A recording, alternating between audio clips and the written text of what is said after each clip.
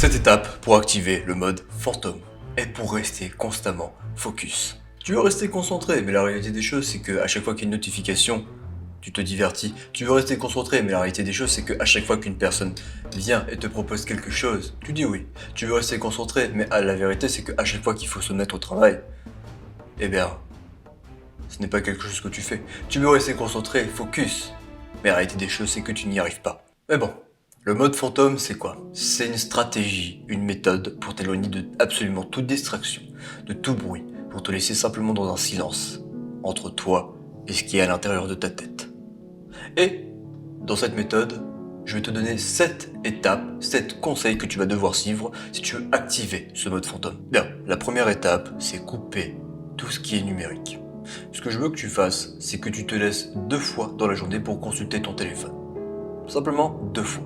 Tu limites tes applications. Peut-être tu peux utiliser une application qui s'appelle Forest.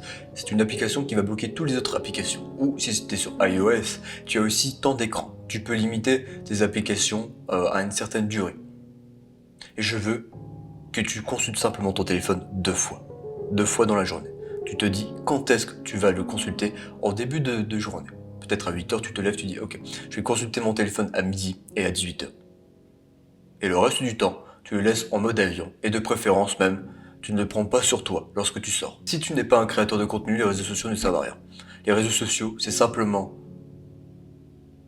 des algorithmes qui vont te mettre principalement en avant pour te faire vendre des produits. Quelque part, tu n'es qu'un produit. Tu n'es qu'un produit. Pourquoi est-ce que tu as autant de pubs sur YouTube? Pourquoi est-ce que tu as autant de pubs sur Instagram? Pourquoi tu as autant de pubs sur TikTok? À ton avis, tu penses réellement que ces pubs ne sont pas réellement ciblées? Réfléchis un peu. Les réseaux sociaux, c'est simplement pour vendre. C'est tout. Tu es un outil de consommation. Tu es le consommateur. Et on vend tes informations à des panneaux publicitaires. Enfin bref, les réseaux sociaux, ça ne sert absolument à rien. Donc tu me supprimes tous les réseaux sociaux. Et tu consultes 2 fois ton téléphone par jour. De préférence, tu te laisses une page d'horaire d'une demi-heure. Ok, 10h, de 10h30, je consulte mon téléphone, je vais répondre à mes emails, je vais répondre à les messages importants. Ok, à 16h, je reconsulte mon téléphone pendant une demi-heure, de 16h à 16h30. Ok, je vais pareil, répondre à mes emails, voir sur mon téléphone, peut-être simplement regarder une vidéo qui me permettra de faire quelque chose de plus concret. La deuxième étape, c'est créer un environnement de focus. Le but, c'est que tu as éliminé toute distraction. Maintenant, il faut que tu te concentres sur ce que tu veux réellement accomplir. Donc le but, c'est de créer un environnement de focus. Ok, un bureau déjà minimaliste.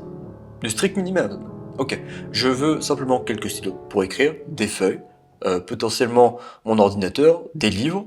Pour le bruit, lorsque tu travailles, mets un casque anti-bruit ou simplement écoute des playlists pour le travail. D'accord, donc ça peut être des sons binauraux ou alors des musiques classiques.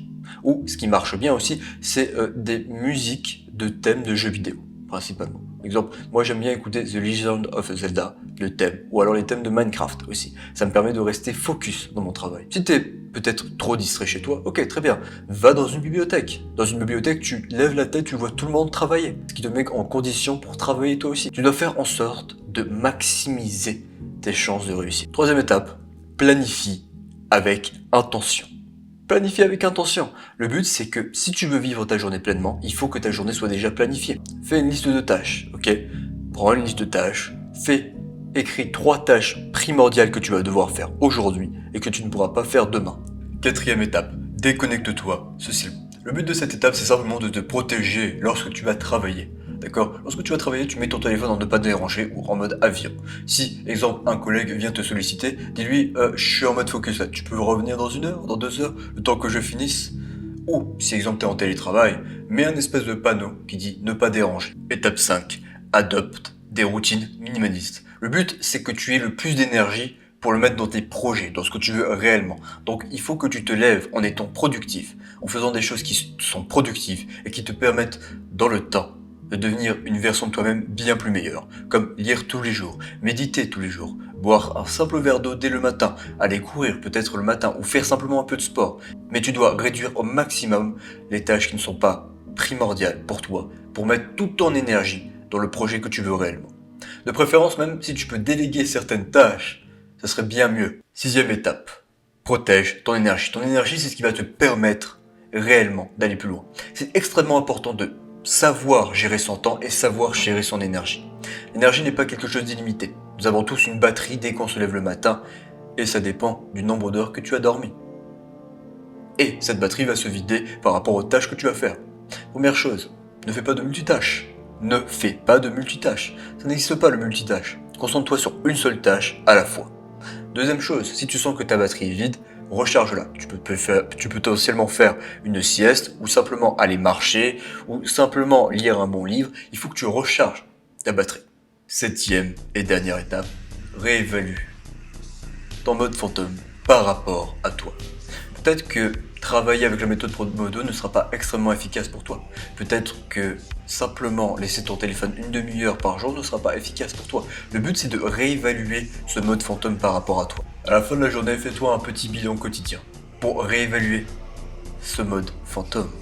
Tu dois simplement te poser 3 questions. Dans quoi j'ai été le plus productif? Comment est-ce que je peux l'améliorer? Et dans quoi est-ce que je me suis réellement distrait? Pose-toi ces questions tous les jours à la fin de ta journée et tu verras des réels changements si tu appliques tes propres conseils. Essaye tout le temps de t'améliorer en continu. Teste de nouvelles méthodes de travail. Si travailler assis ne te convient pas, travaille debout. Si travailler debout ne te convient pas, travaille assis. Essaye d'autres méthodes de travail, plus long, peut-être 45 minutes et après tu te laisses 10 minutes de pause. C'est à toi. Tu es dans ce mode fantôme. C'est à toi de décider ce que tu veux réellement. Le monde fantôme, ce n'est pas de fuir. Non, c'est de protéger son temps, son énergie et son travail du monde extérieur. Et je te l'ai montré en 7 étapes. N'oublie pas, si tu veux réellement changer, tu peux me contacter via Instagram ou alors tu as mes formations et mon livre qui sont disponibles sur mon site.